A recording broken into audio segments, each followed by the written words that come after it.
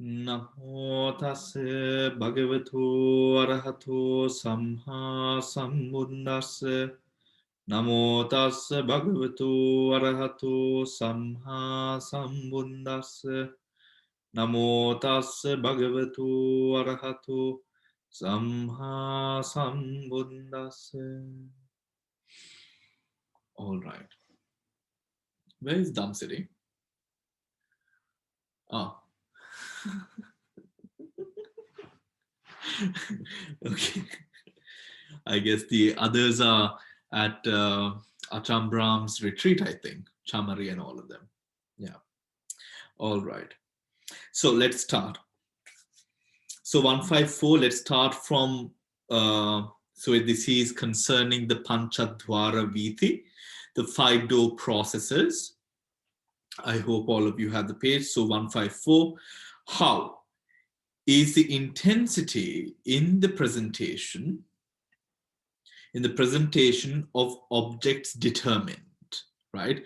This is how powerful and weak objects are determined in or through our cognitive process. So Pushpa, page number 154. All right. One mind movement consists of 3 sub-movements: the arising, upada, presence, titi, and dissolution, bhanga. The duration of material phenomena consists of 17 such mind movements. The 5 sense 17 mind movements, right? I feel like we've gone through these.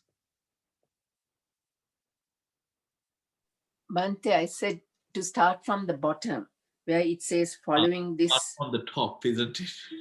No, I said from the bottom. Yes, I've started from the top. All right. So we'll go all the way to the bottom, right? Following this, any one of the 29 sense sphere jhavanas which has gained the right conditions runs its course, generally for 77 mind movements. After the jhavanas, 2 registration resultants arise accordingly. Then comes to subsidence into the life continuum, right? Into the life continuum. So we've gone through the diagram. Let's go through it again, right? There you find the stream of bhavanga, the first starting from the past bhavanga, vibrational bhavanga, arresting bhavanga, right? Now, I remember one of you asked, okay, is this 3 bhavangas or is this just the one bhavanga, right? It is 3 different bhavangas, and each bhavanga is committed to that respective action, right? 3 bhavangas are committed to that respective action. So there are 3 bhavangas committed to the action of being the past bhavanga. 1 bhavanga committed to one bhavanga committed to the action of vibrational bhavanga, and 1 bhavanga in the action of arresting bhavanga. Remember, this is awakening or not awakening.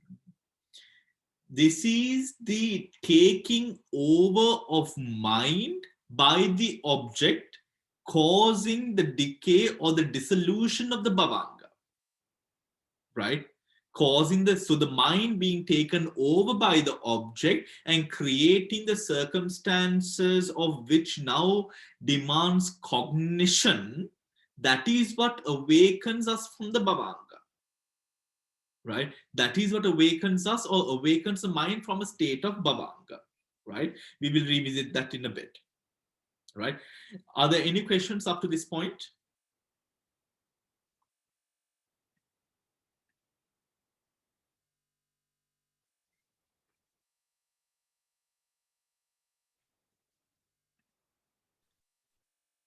Bhante, life continuum, bhavanga and mindo, they are the same, aren't they? Life continuum. Bhavanga and mindo. Not the same. No, mindo is different. No, mindo kira kya mangate. Yeah. What is the question, Damsiri, that you have? I have the past bhavanga. It says actually when an object comes, it takes one chittakshan or the mind moment to activate or act. So the past bhavanga is that one chittaksana that before it actually takes the object. Correct. Yeah.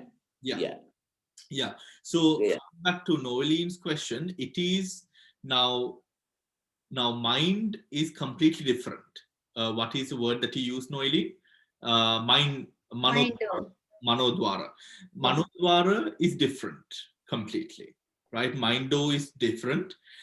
The past bhavanga and the bhavanga, yes, it is the same, right? So bhavanga and the past bhavanga, yes, it is the same. The only difference here being the fact that an object has now appeared at the moment of past bhavanga, which now vibrates or disturbs the bhavanga flow, that it now enacts in a way where the bhavanga is en route to discontinue. That process starts at the past bhavanga. Why? Remember, an object comes, arises, and it takes one mind movement to mature. Yeah. This. Yeah. Right? That moment is this. This is the moment where now the bhavanga process is now challenged, or rather, yes, it is challenged. Because why? The intensity of the object is greater than the flow of bhavanga. The power. Yeah. Right? All right. Shall we continue? Any more questions? Thank you, Bhante. All right. To this extent, so page number 156, please. To this extent, 17 mind movements are completed, which is relating to the acts, that process that is seen before, right? Namely 14 acts of the process consciousness, 2 vibrations of the life continuum, and 1 mind moment that has passed prior to the process. 1 mind moment that has passed prior to the process. Then the object ceases. This object is called very great, right? This object is called very great. Turn to page number 161, please.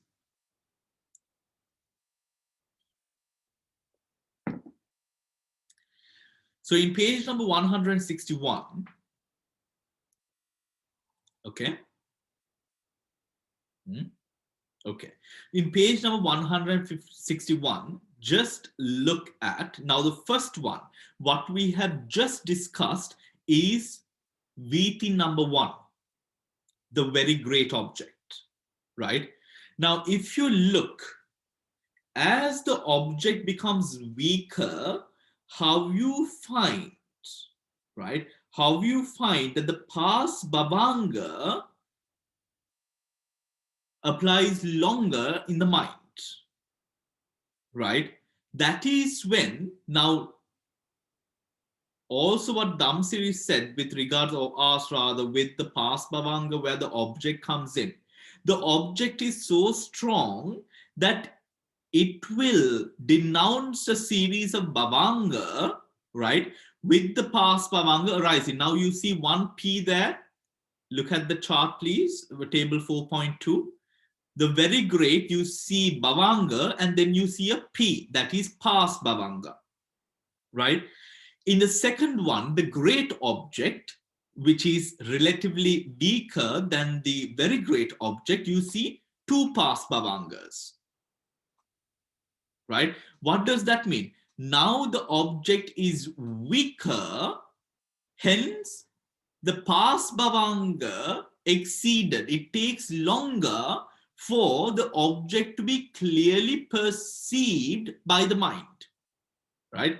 Now, remember when I mentioned or used the word object, which we would be using a lot, right?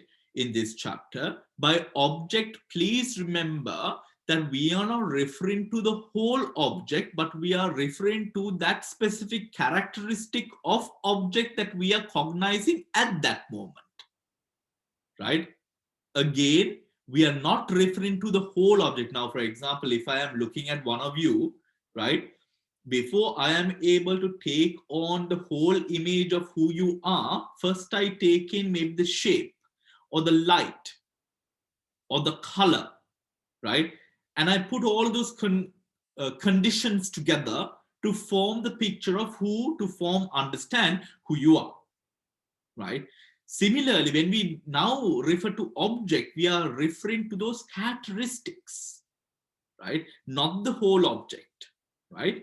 So that was just an example. I wanted you to know what the powerful object is and how the weakest object looks like, right? How the weakest object looks like. Now, let's go back up. Now, page number 156. Guide to para 6.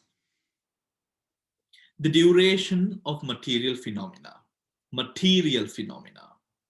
The lifespan of a chitta is termed in the Abhidhamma a mind moment, chittakana. This is the temporary unit of such brief duration that, according to the commentators, in the time that it takes for lighting to flash or eyes to blink, billions of mind moments can elapse.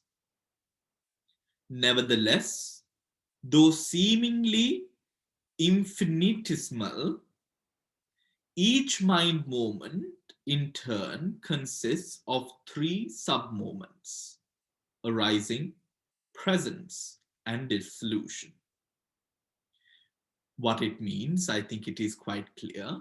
For us to be able to take in all the data that we do, and to a person who does not know the Dhamma or Abhidhamma, to imagine that all of these processes happen concurrently in a way that it all arises and we all understand and hear and taste and feel all at the same time, right? And then to come to the revelation that all of these data is perceived so quickly to allow us to have a live-like feed from all of the 5 sensory doors. There are so many processes going on so fast.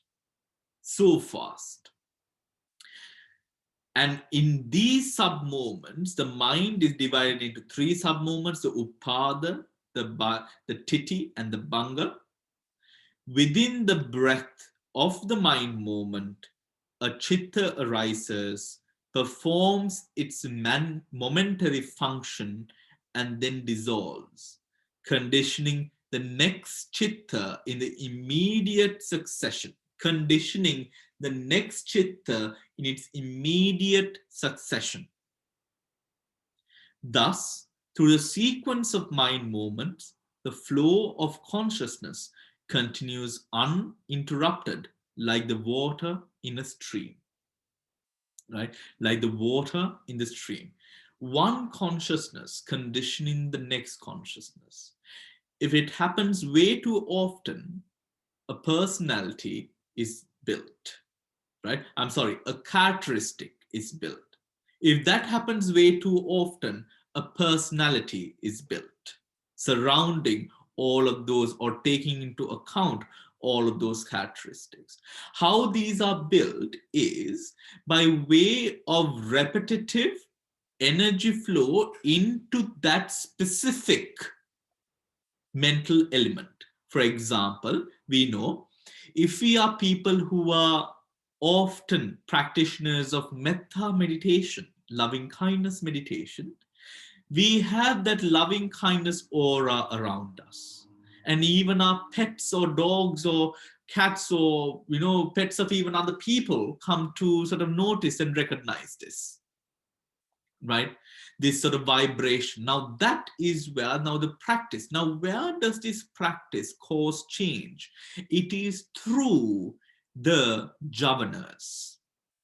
The javanas is where the impulsion, just like the word javana in English, the impulsions, this sort of energy, thrust, exists within the javana to an extent where that allows for this energy to really be able to leave an impact upon whatever it is that we are trying to sort of do, whether verbally or physically or even mentally, right?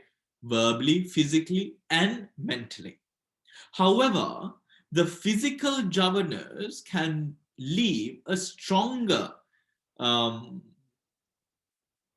impact because of the support of the physicality, because of the support of that connecting bond with the physical element, thus creating a much more stronger one. That is why, for example, if you dream of killing someone and the action of actually killing someone, what is more heavy? The action of killing someone. But does the thought cause karma? Yes, it does. Right? Yes, it does. The thought too causes karma. But why do we often not speak about it as much? Because the thought alone does not lead to patisandhi or rebirth linking.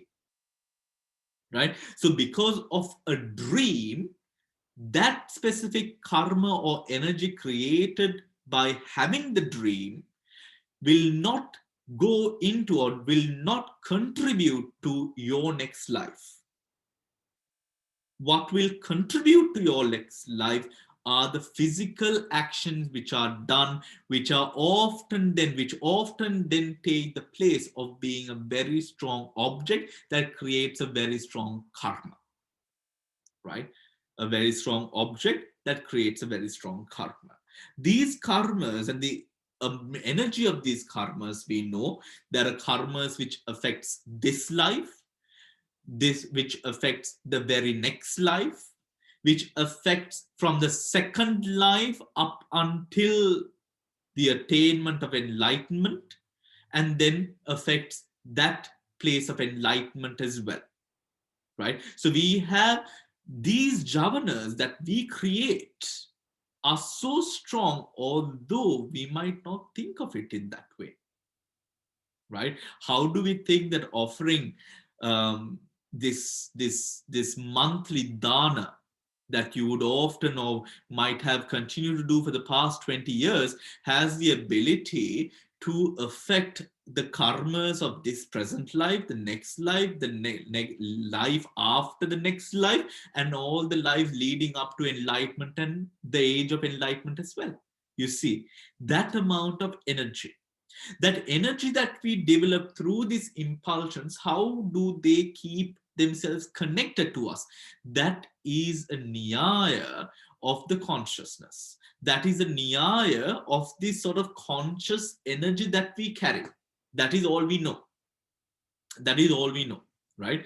So this phase of one chitta conditioning the next, one chitta conditioning the next, is also a law that is found in the Patthana to say that when one consciousness ceases to exist, it doesn't completely cease, it leaves a residue by which the other consciousness picks up from. That is why, for example, you're angry, and now all of a sudden you are presented with the information for to quench, not to quench, but to for you enough information for you to now stop being angry, right?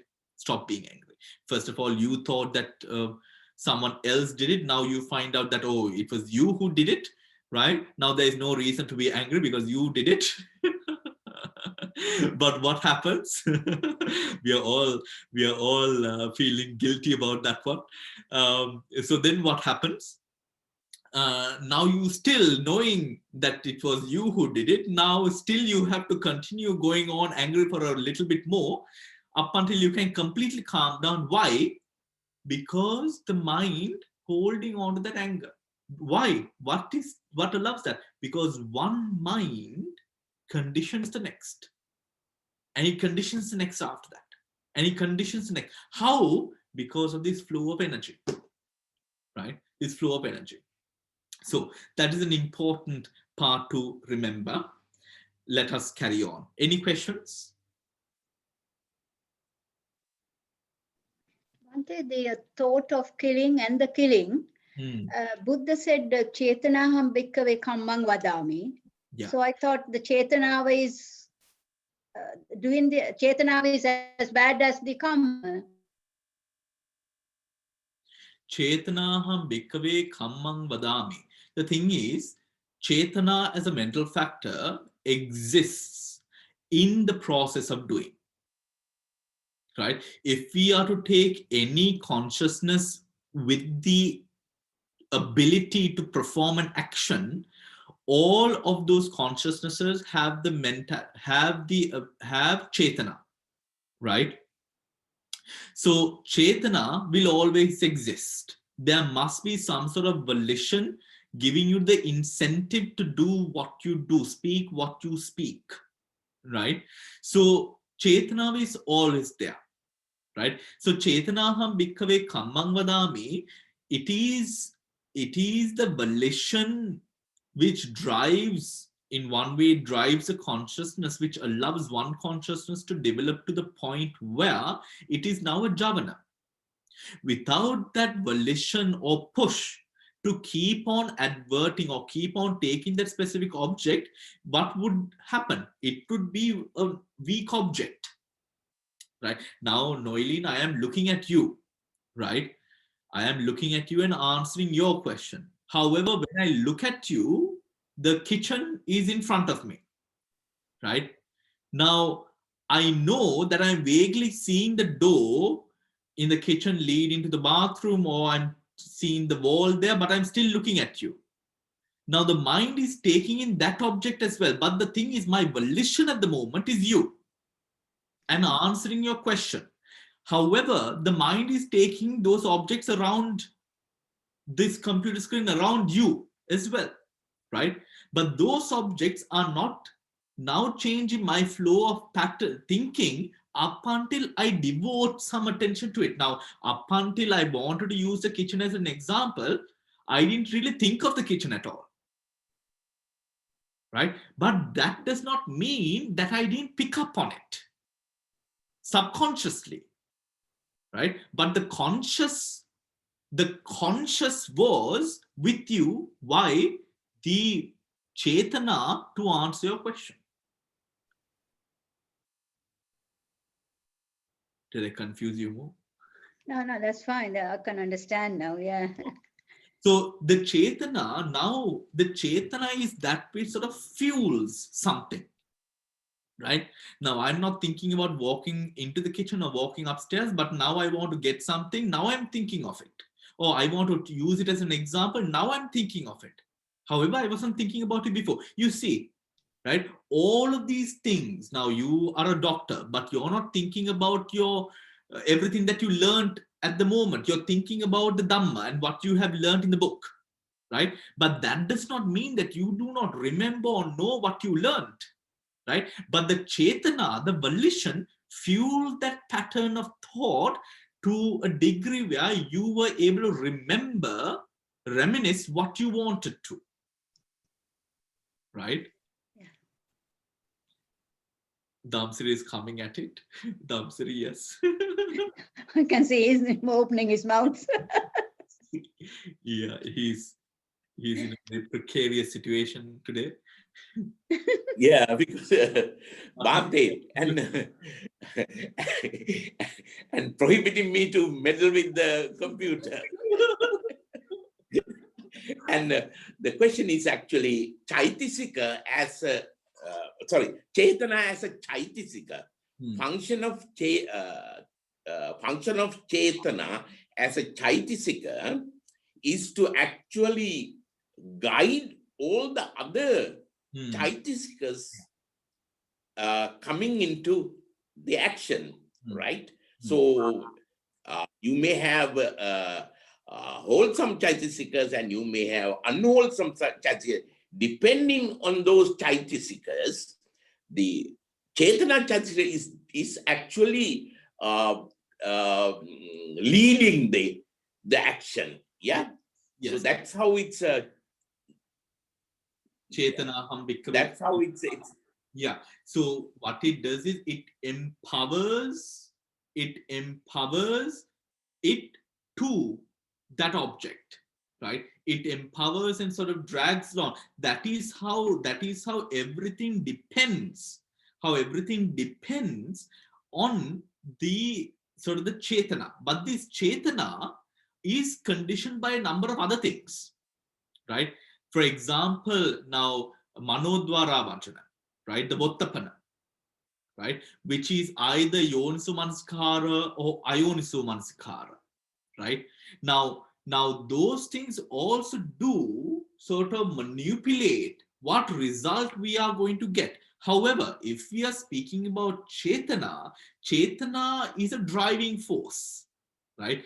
It is a driving force which gets everyone together and sort of yields onto the object, right? In whatsoever ways we have been conditioned to yield as, right? All right, moving on. Noeline, question, okay? Okay.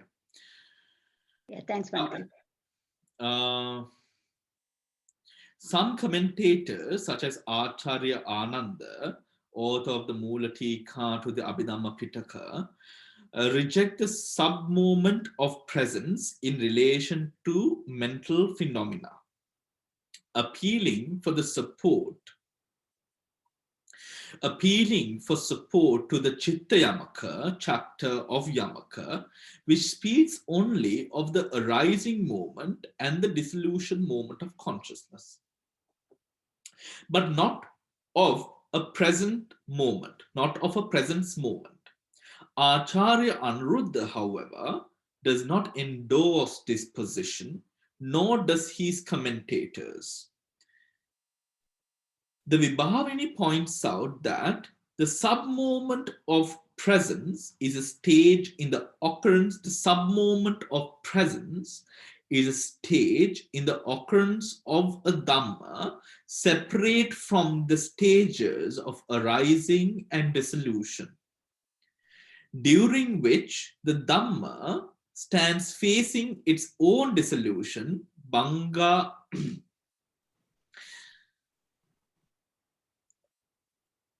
Never mind.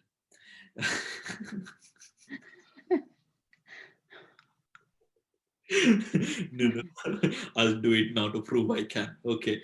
Bhanga bimukha vata. Lady Shadow regards the moment of presence as the midpoint between the two phases. Lady Shadow regards the moment of presence as the midpoint between the two phases of arising and falling, right? The midpoint between the two phases of arising and falling, right? Anyone who's done physics, please let me know what your thoughts are as well. Just as when a stone is thrown upwards, a moment is needed before it starts falling downwards, he also says that the present moment can be taken to cover the entire lifespan of a Dhamma between the first point of its arising and the end of its falling away. Many commentators take the present moment to be implied by the Buddha's statement. There are three conditioned characteristics of the conditioned: arising, passing away, and the alteration of that which stands. Here, the present moment is identified with the alteration of that which stands. Tittassa anyatatta.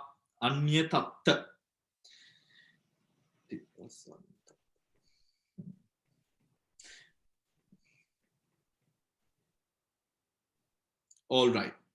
Thoughts? Any thoughts, Damsiri? Or anyone else, actually?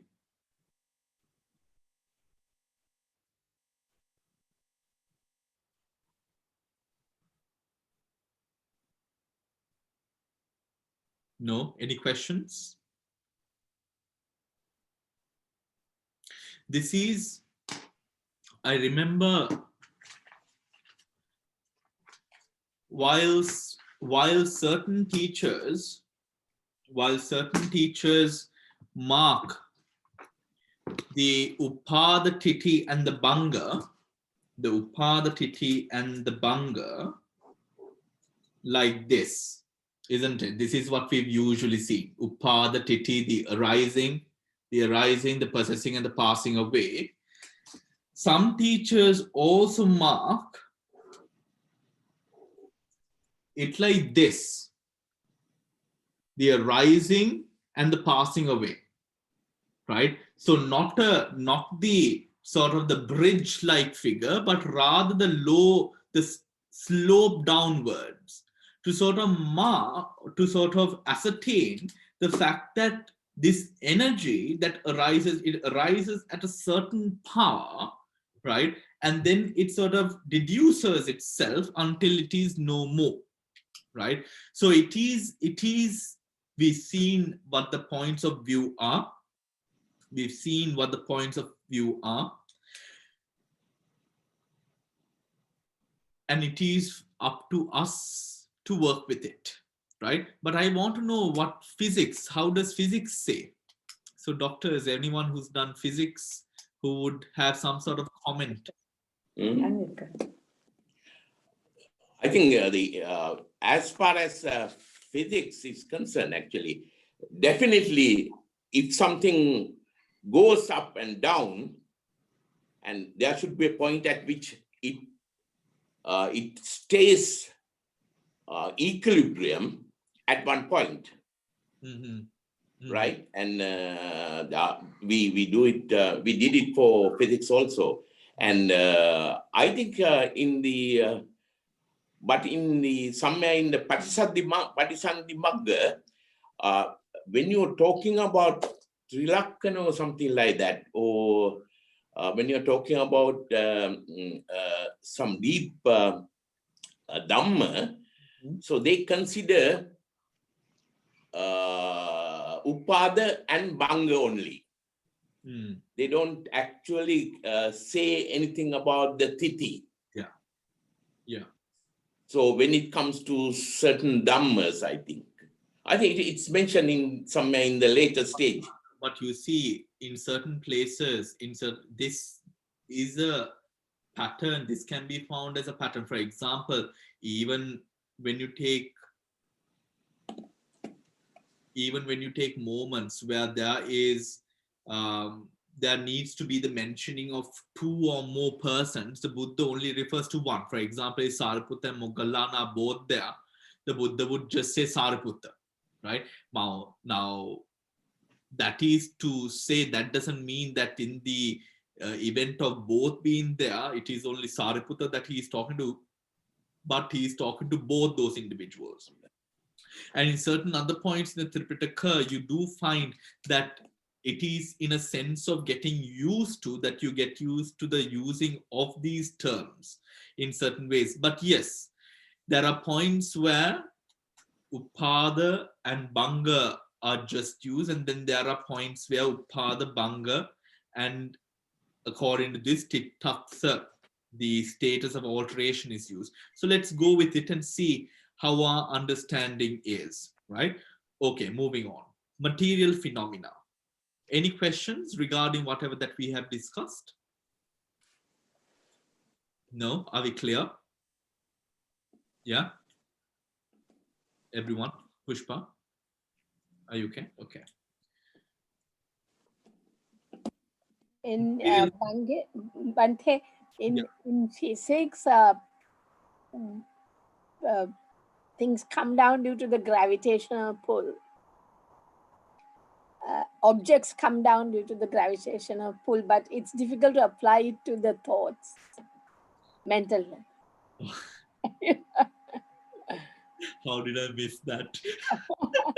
Thank you, Pushpa. Thank you. All right. That was exactly what I thought too, because I have done physics. That's exactly what Pushpa said, that I also thought. What is Bhante talking about? What has he had for lunch today? All right. Material phenomena as well pass through the same three stages of arising, presence, and dissolution. But for them, the time required for these three stages to elapse is equal to the time it takes for 17 chittas to arise and perish. The stages of arising and dissolution are equal in duration for both material and mental phenomena. But in the case of material phenomena, the stage of presence is equal to 49 sub-moments of mental phenomena, right?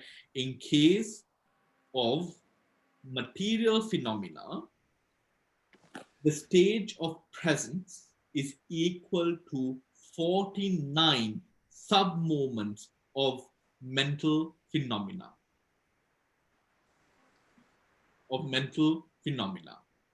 Right? Of mental phenomena. Is that clear? This is referring to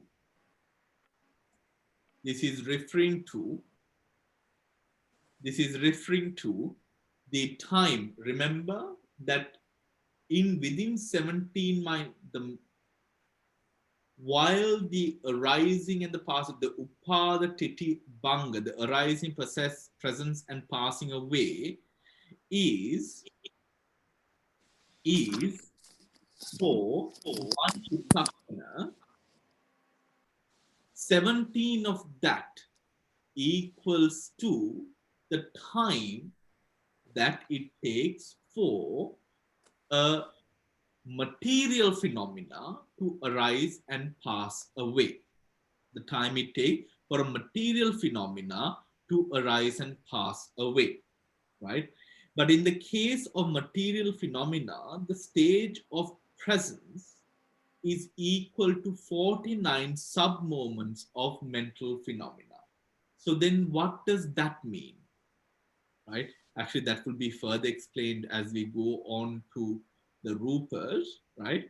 But let's continue, right? We'll come to it. The 5 sense objects enter at the stage of presence. The 5 sense objects, visible form, etc., are material phenomena and thus endure for 17 mind moments. Since a sense object is weak at the sub-moment of arising, it can enter the avenue of sense only when it reaches the stage of presence, right? It can enter the avenue of sense only when it reaches the stage of presence. Did you understand? This is to say, when the object initially arises, it is rather weak. But as it progresses, then we find that the object now becomes clearer or more powerful, thus allowing, at the stage of presence, thus allowing the object to now appear within the stream of consciousness or the stream of sense, right? That is what it is talking about, right? Any confusion? Bhante, Yeah. There are, can you hear me? Yes, yeah. There, now, if you consider 17 mind moments, means there are 51 chittakshanas. Yeah. Right? If you take the upada and banga out, then you left with 49. Yeah. Right? So that 49 is in the form of presence or titi of the material phenomena. Yeah. So that means the question I have is, while mind is going through 17 pulses of or 17 pulses of 3 upada, titi and banga, on the Rupa is doing only one Upada, Titi, and Bhanga. Is it? Yeah. Okay, all right, okay. That's the thing so it is not following the Upada Titi Bhanga, Upada Titi for material. Material is actually one single step. Upada, the presence, and the Bhanga. Which takes 17 mind movements. Yeah, Right. 17 mind moments, and then actually the presence is within 49. Taking out the front and the back, which is Upada and the Bhanga. Now, when you use the word material phenomena, are you using it as in the paragraph, or are you relating to Rupa? I'm relating to Rupa. Okay, so then now this is relating to the sense object, isn't it? Yeah. Right. Your Aramana relating to your Aram. Yeah, that's right. Yeah. Right. So the object of that is in the presence of, in the moment of presence, that is what it relates to as 49. Yeah, okay. Without the rising and the passing away. Yeah. But if you're talking about Rupa is 17 mind moments, one moment. Right. Because if you use the word Rupa, this. Yeah. Right. So this takes longer to arise, presence, and its dissolution. Okay. Yeah.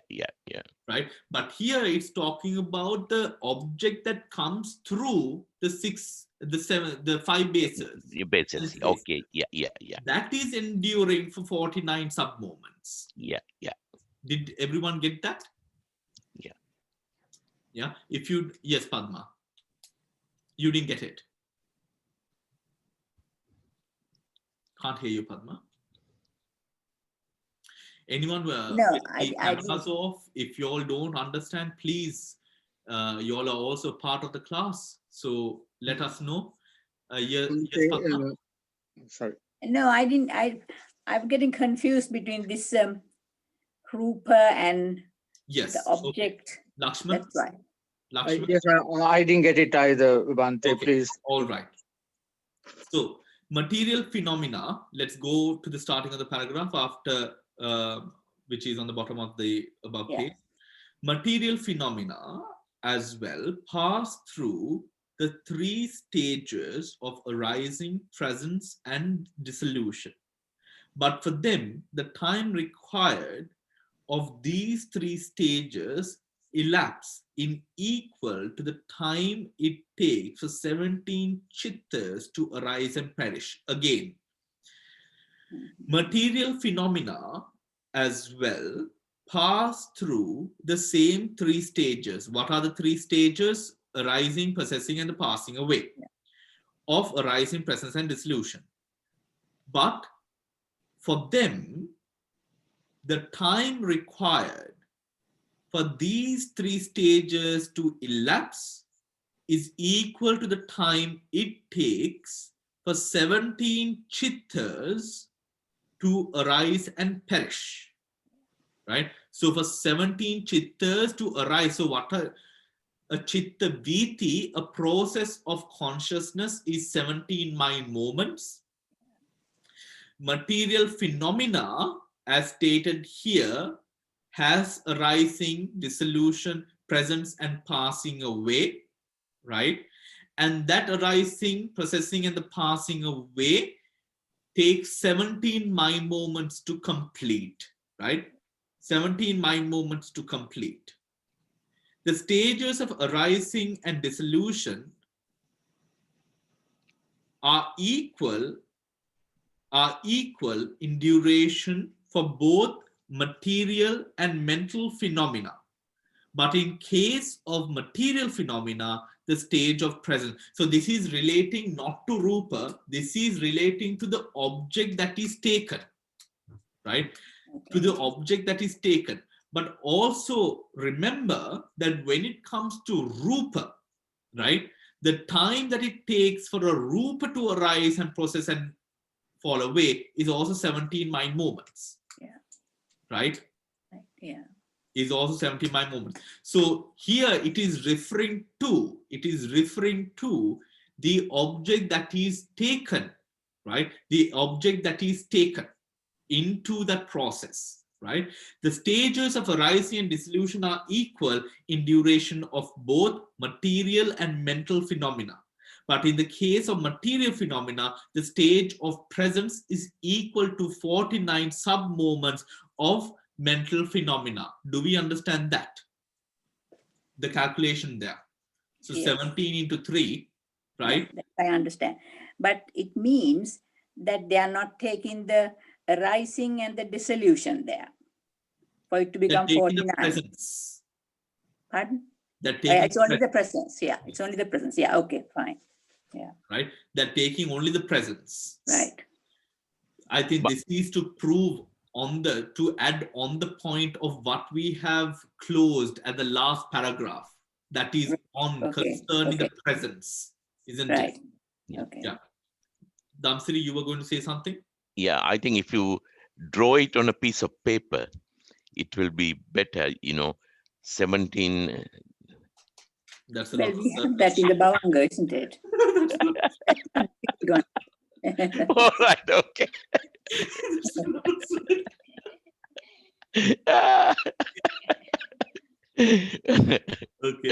Okay, yeah.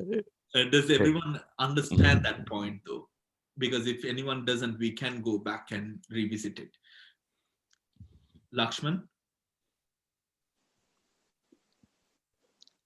Okay. Yes, Bhante, I think I do understand now. Okay. Thank you. Next para. The 5 sense objects enter at the stage of presence.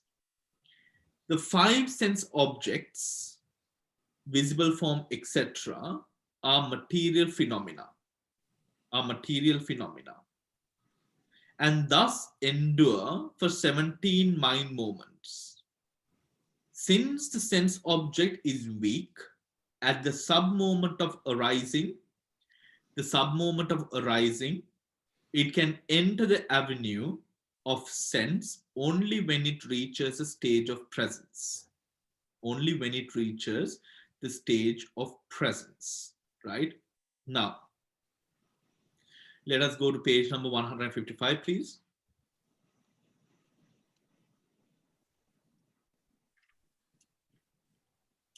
Now, where does the stage of presence start on the chart?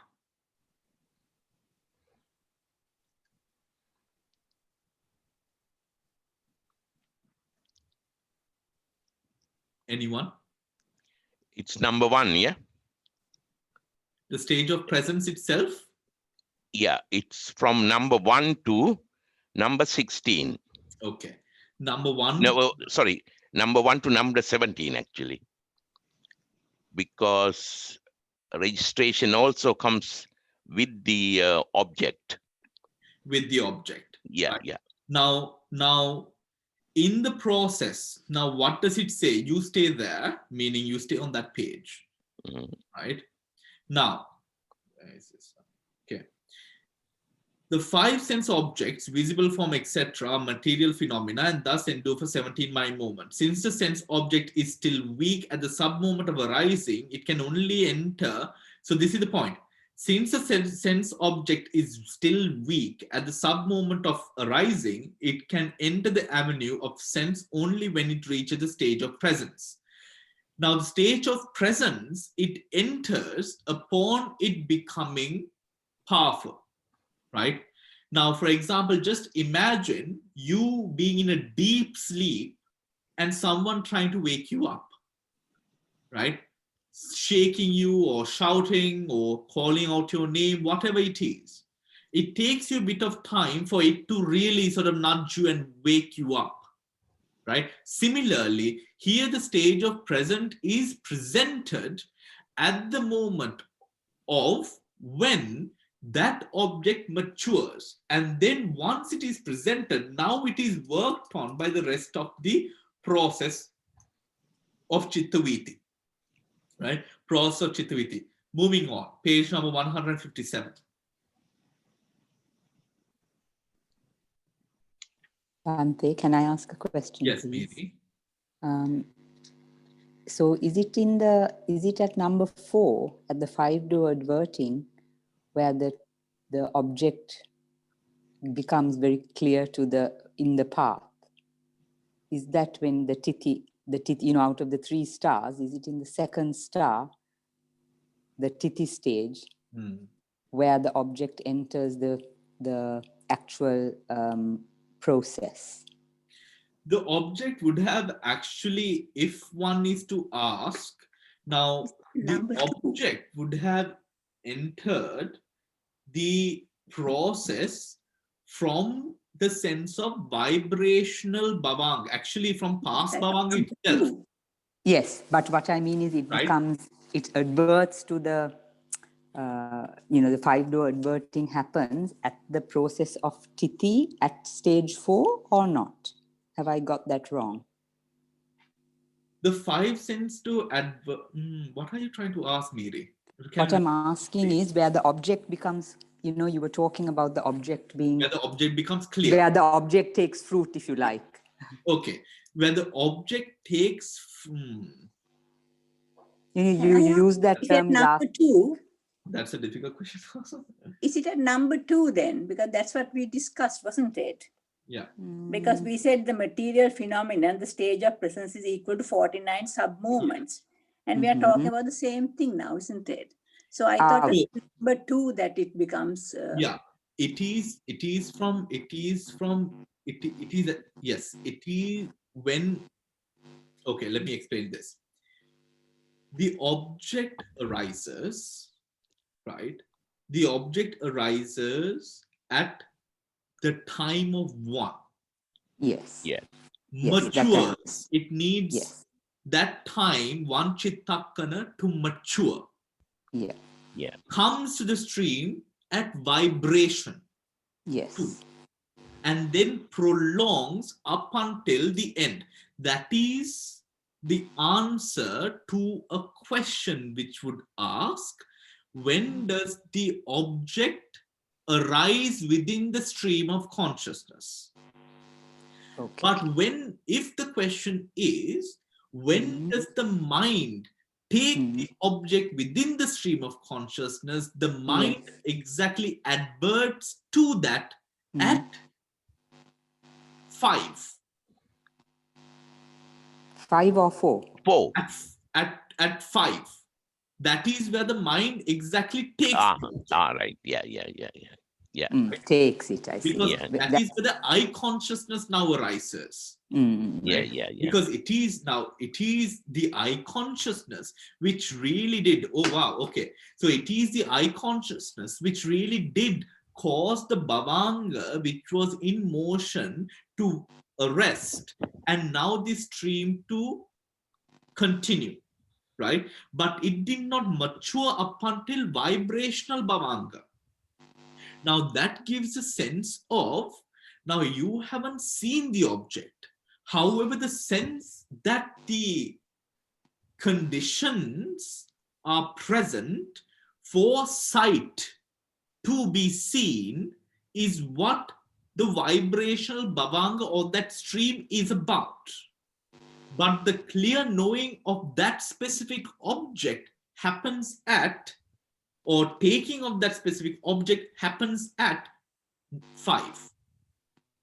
The taking of the adverting to that object happens at 4. But the object is or arises happens at 2, actually 1, and matures at 2. Right? Okay. So if we take out the arising part, then it arises at, then it starts conditioning the process at 2. And it goes on. And it goes on until the end of the Viti. Right? Miri, understood? Clear? I think so, Bhante. I'll think about it. Thank you. No, look at the chart. I'm going through that again. So everyone look at the chart, right? So know the law. The law is the object needs 1 mind moment to mature. Yeah. Only when it does mature can the mind, or I'm sorry, the object be able to condition the mind now, right? And this is now because there, now what do I mean by condition? Now, because there is a sight, this viti is arising. So now what has happened? Because of the rupa, the mind is conditioned,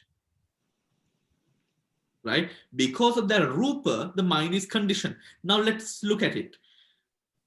The object is now present, but it is not strong. What happens? The object is present at 1. That is where 1 now is named Pas Bhavanga to note that this is the starting of the end of the Bhavanga. At 2, now the object has matured enough for the Bhavanga to start vibrating and to grow closer to its demise. At 3, it's gone. The Bhavanga is gone. Why? The object is strong now. What happens now? The 5 sense do adverting, right? There is the attention required to take an object which has presented itself. When the 5 sense door is activated now comes the I consciousness, which has arisen with the arising of the object. No, let me rephrase that. Which has arisen with the object,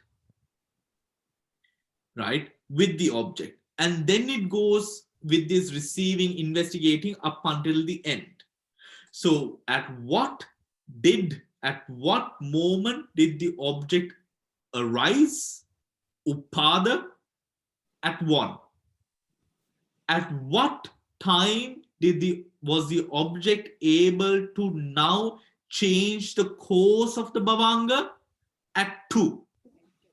At what time was the object clear? At 5. At what time was the object grasped? At, that would also be 5. At what time were all the senses, no, were all the conditions present to take the object? That was 4. Because it is at 4 that Mansikara comes. That's what I was asking, Bhante. That's what I meant. So it's at 4, and is it at the titi of 4 that it comes and not at the upada of 4? Because they said about... Why did you say... because in the last class, Bhante, you said it arises, it's at the titi stage, not at the upada stage, that this object becomes sort of clear, if you like, within the process. And I wasn't sure whether I had understood that correctly. That's why I asked the question. I have made a mistake there. What I would have meant to say, Mihiri, is not to use the word titi, but to say that it takes 1 chittakkana for the mind to mature. Right? So my fault there. So it is to say that it takes 1 mind moment, chittakkana, for the mind to mature, right? So even if it does, for example, now if it is 4, it should be upada 4. Upada of the 4. But the sentence we just read, Bhante, that's why I asked that question. It says, it says in page 157, the 5 sense object enter at the stage of presence. The last sentence says, since the sense object is still weak, at the sub-moment of arising, it can enter the avenue of sense only when it reaches the stage of presence. So what I was asking was where what they're talking about there, is that at number 4 presence, or is it at number 5 presence? That's You a get very it? good question, Miri. Any thoughts, anyone? Yes, Bhante, Yeah. you are talking, when you're talking about the actually object. Yeah. When object comes, you have upada, and you have titi, and you have banga. When object comes, so because the strength of object at the upada is so weak, it will not influence your consciousness or your chittaviti. So practically, object at the face of titi will enter to the thought process, right? At where Dhamsiri? Is it at 4 or 5? No, enter means you. It's almost like okay. It's almost like somebody is coming to your house, right? Somebody is coming to your house. Then knock at the door. It's one, 2, and it's coming to your house is 1, and knock at the door 2 and 3, right? But still, you have not. You don't know anything about the person coming. Then you open the door, right? So when you open the door, then you see the man in front of you, which is 5, right? Then you ask, okay, you then try to recognize him, and the whole process going through. So it's almost like that. So when practically the object is coming at the stage of titi or presence, because object is strong there, right? So it coming to number 1 at titi, right? And then when because it number 1 is as far as thought process is concerned, it has not taken that object strongly yet. So at the number 2 only, it influenced the thought process. It influenced the thought process. Number 1, it will not influence the thought process. That's why it's called past bhavanga. But number 2, it influenced the process, and the number 3, it totally influenced the process that terminated the bhavanga. And number 4, now you take the full influence of the object into your thought mind, and then that follows. I think that will be my understanding. Any comments, Bhante? That's correct. No, absolutely right, Dhamsiri. Now, in a couple more classes, maybe you can take over this class, and I can. Yeah. How does that sound? But also, what Miri asked. Now, with that being so, where we spoke about the whole process of the 17 chittakana, the 17 mind moments of the chittaviti, right?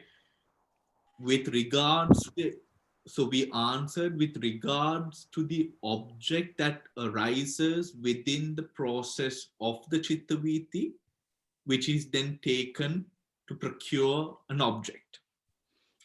But when it comes to the object, whatever the object is, right? When it comes to whatever the object is, even at the moment, remember we just talked about how when one chitta passes, it leaves a residue for the other chitta to arise, right? So now that upada, titi, banga, with the banga, some sort of residue of the consciousness paves way for the other consciousness to arise.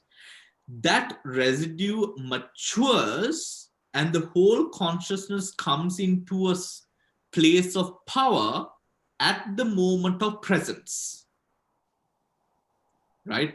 That is then in regards to the consciousness itself, right? The consciousness itself. But if we are talking about the object will require one whole chittakana for it to mature enough, where now it will be able to give its result.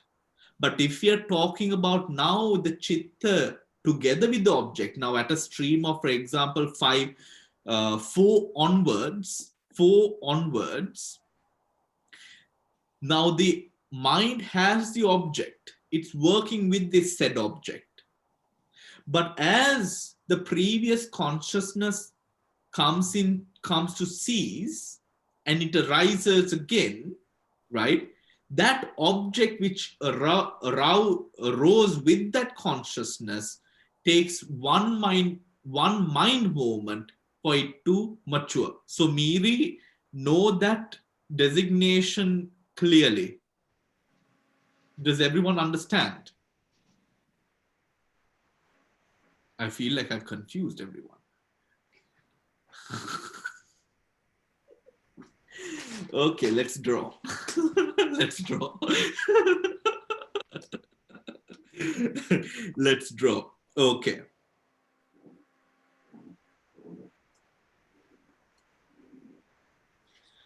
Okay. So this is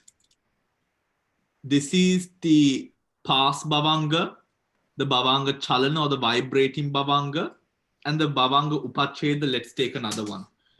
And the panchadwara vachana, right? 5 cents to adverting, right? So these, each one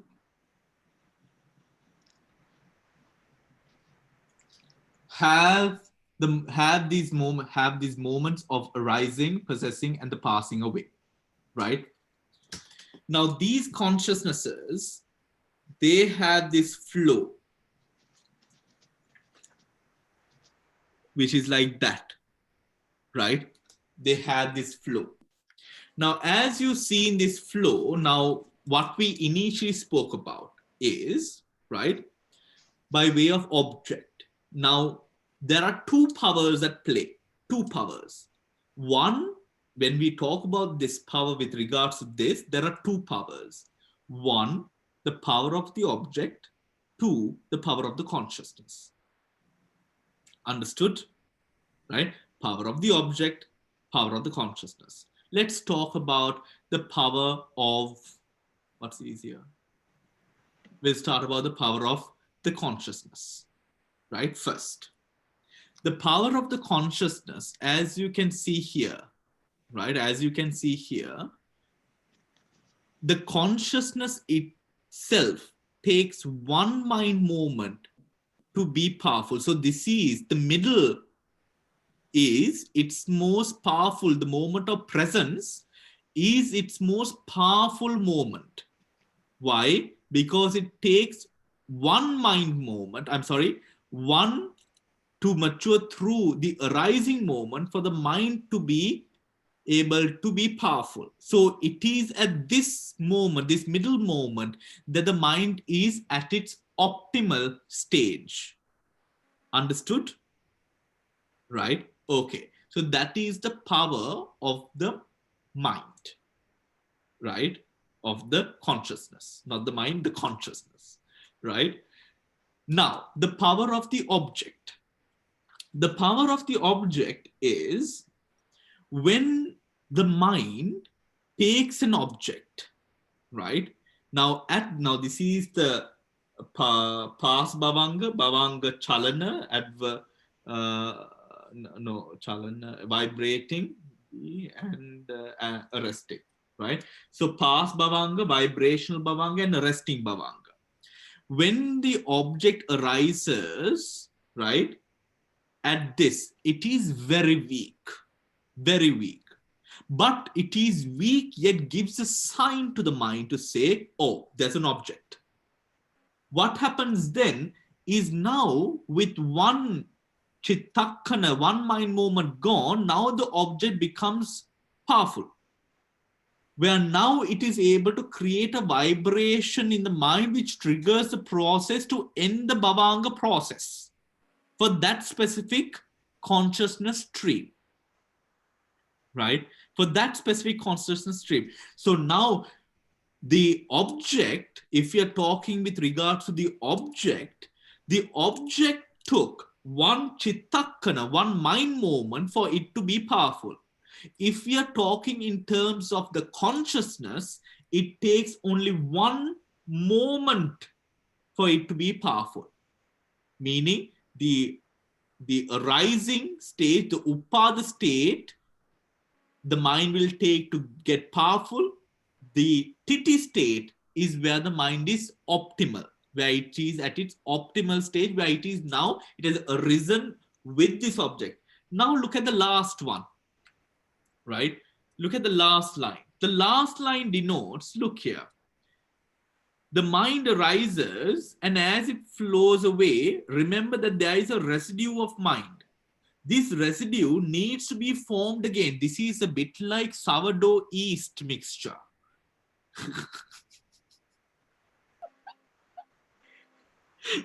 You know, sourdough, you know, a prime example, right? Because you used part of the yeast, isn't it? Not the yeast, what you call the fermented starter, right? You use a bit of the fermented starter, you put a bit of flour, you put a bit of water, and then you keep it, right?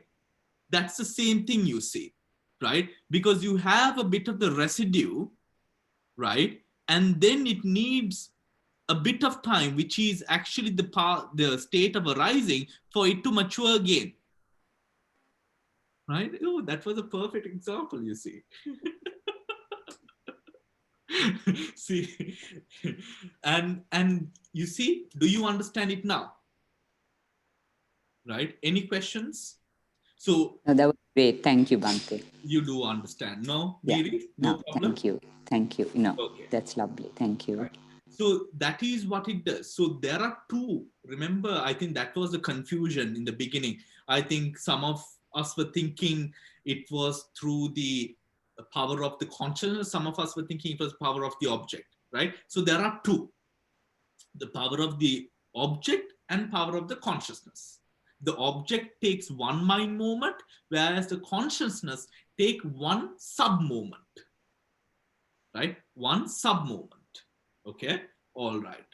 Shall we continue? Therefore, if a visible form as object, etc., when no active cognitive process is taking place, the bhavanga flows on a series of chittas,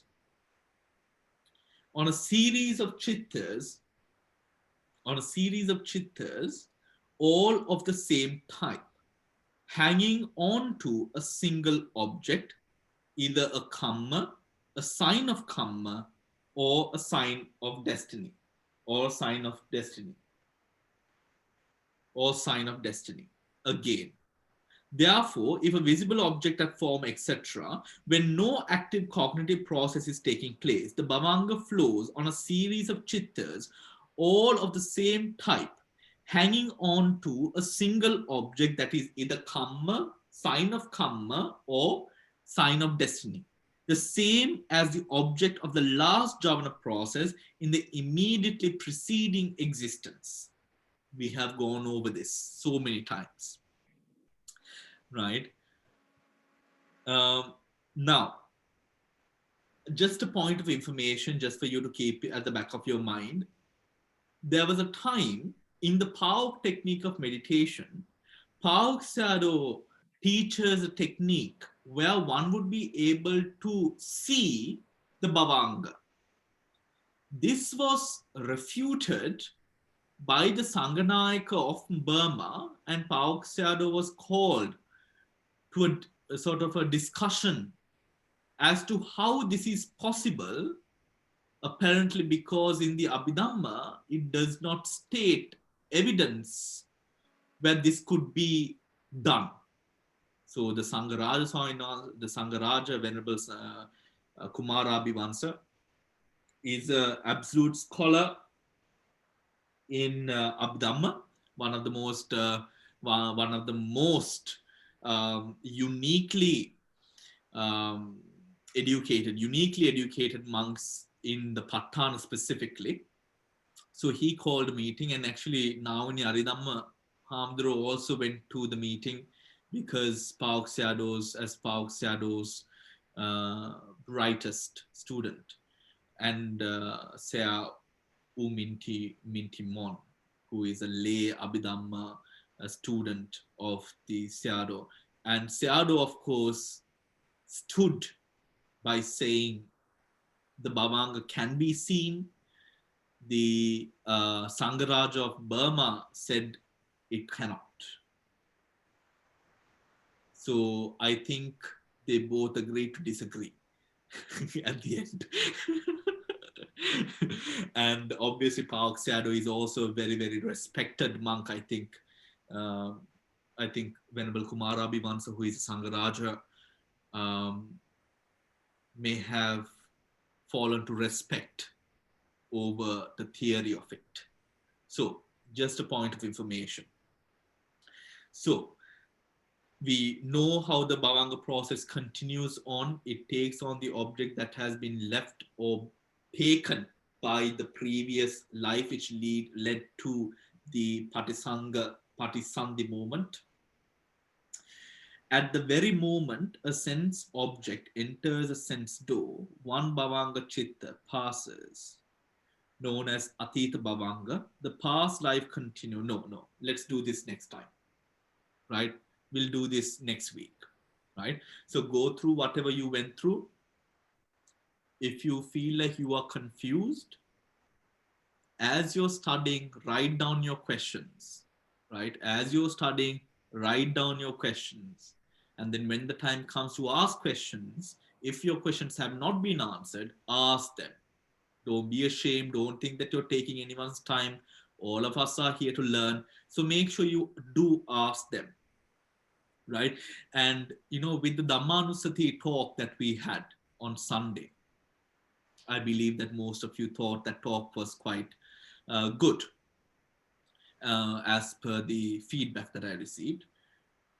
It is all about, the Dhammanusati practice is all about being able to break down Dhammas, right? It is a practice it is a rare practice. I don't think, it is very difficult to actually find people who practice Dhammanupassana, because it is a practice specifically which goes on very well with intellectuals, right? With intellectuals. Venerable Pauk Sayadaw, Venerable Abhidhamma, Navani Abhidhamma. There was actually a monk before Venerable Navani Abhidhamma who went a bit, it affected him mentally. And Pauk Sayadaw did not teach Dhammanupassana again to anyone. Because why that happens is there is so much of mental, please don't take this, I'm trying to scare you. I might be scaring people. No. It is not to say, because what Pauk Sayadaw was teaching at the time was how to contemplate on the Patthana through Dhammanupassana, of course, during your meditation. And that requires a lot of very fast thinking, very fast adverting ability, right? And very, very clear definitions of Dhamma, right? All of these three things must be very good for a person to know the Dhamma so well that when, now for example, if you are such a good mechanic, or so much about cars, that the moment that you see a car passing, you know how much of gas it does, or petrol it does, or what the inches of the wheels are, what the color of the, I don't even know what all the specifics of that car, right? Just imagine being so good, right? And so aware and up to date about that science that you can just by looking at it, you know what it is about. Dhammanupassana is a process of that sort. And when it comes to meditation practices such as Panchasampada, Patthana, which also fall to predominant techniques of Dhammanupassana, it requires a lot of mental stimulation in terms of Dhamma to advert to these things, to these meditative subjects, right? So these things that we are studying at the moment clear our mind. So make sure that it is clear, right? It doesn't matter whether you sort of ask so many questions. It doesn't really matter, because at the end, what we are here to do is actually to have a clear understanding of the Abhidhamma, right? Which leads to a clear understanding, which leads to a better practice, right? So do go through the notes, and I will see you all next week for the Abhidhamma class, and of course our Sutra class, which is coming. It should be another very interesting class, continuing on the Prapanchas. Continuing on the Prapanchas. All right. So I will see you all. Take care. Any questions before we head out? No? Okay. So then I will see you all on Wednesday. Take care and good night. Thank you. Sadhu, sadhu, sadhu.